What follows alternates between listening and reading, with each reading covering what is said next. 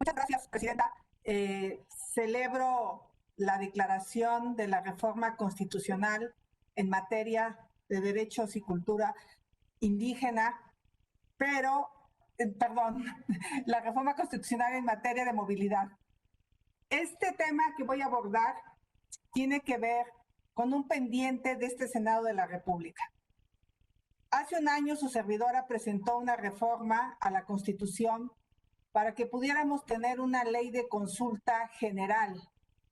Hemos esperado la iniciativa del presidente de la República, no ha llegado a esta iniciativa, es una agenda pendiente. Y el primer tema de compromiso del presidente, y voy a repetir lo que dijo el 1 de diciembre, en primer lugar vamos a darle atención especial a los pueblos indígenas de México. Es una ignominia que nuestros pueblos originarios vivan desde hace siglos bajo la opresión y el racismo, con la pobreza y la marginación a cuestas.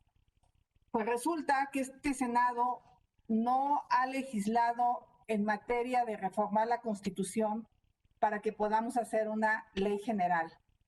Yo lamento muchísimo que desde hace 9 meses no tengamos una reunión en la Comisión de Asuntos Indígenas. Claro que la pandemia nos ha evitado podernos reunir de manera permanente, pero hay otras comisiones, justamente como la Comisión de Asuntos Metropolitanos, donde sí hemos podido avanzar a pesar de la pandemia en varios temas. Así es que no hay excusa para no legislar en materia de derechos a la consulta y el consentimiento libre, previo e informado de los pueblos y comunidades indígenas y afromexicanas. Es un reclamo de años, un derecho basado en la tradición comunitaria, de consultar sobre los asuntos que nos atañen y nos afectan. Un derecho que fortalece la participación, el diálogo entre comunidades e instituciones. Es una deuda desde que México suscribió el convenio 169 de la Organización del Trabajo en 1991 y desde la reforma constitucional de 2011.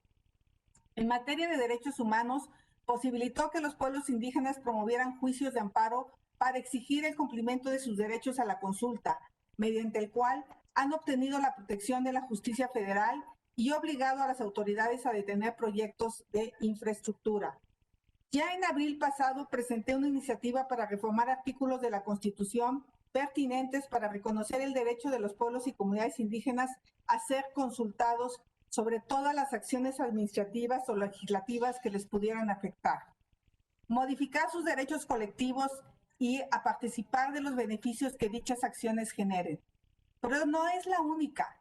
Existen otras 20 iniciativas de ley de consulta a pueblos y comunidades indígenas promovidas por diputados y senadores que no han sido aprobadas y discutidas.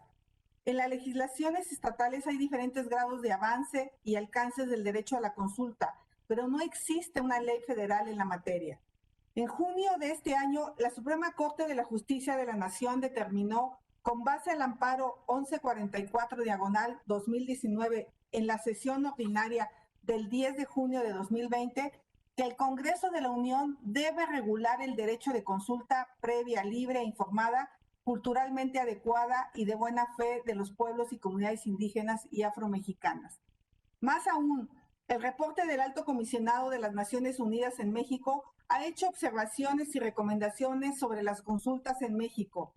Y es que recientemente los pueblos indígenas han expresado su inconformidad por la forma en que el gobierno ha llevado a cabo las consultas respecto al Tren Maya en Campeche, Quintana Roo y Yucatán, el corredor transísmico en Oaxaca y Veracruz, la termoeléctrica de la Huesca en Morelos, los gasoductos de Chihuahua, Sonora y Veracruz, los acueductos en Sonora y Morelos, la construcción de la presa Los Pilares en Sonora, las concesiones de proyectos mineros, el cultivo de soya transgénica en la península de Yucatán.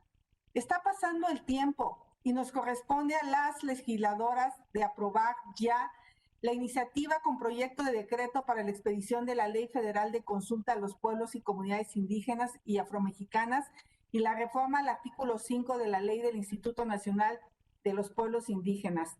Esta ley sienta las bases para el diálogo abierto y la justa participación de los pueblos y comunidades indígenas y afromexicanas a poder expresarse sobre los proyectos que se realicen en sus territorios y que pudieran afectar sus identidades o culturas. Es su derecho. Es una obligación del Estado escuchar a los pueblos y comunidades indígenas.